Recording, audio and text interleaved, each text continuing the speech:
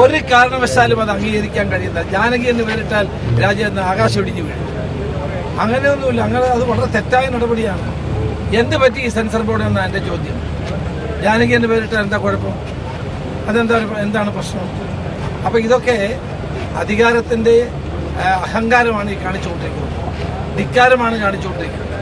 അതൊരു കാരണവശാലും അംഗീകരിക്കുന്നില്ല. സുരേഷ് ഗോപി എന്തുകൊണ്ട് പ്രതികരിക്കുന്നില്ല എന്നുള്ളതാണ് ഇപ്പോഴത്തെ എൻ്റെ ചോദ്യം.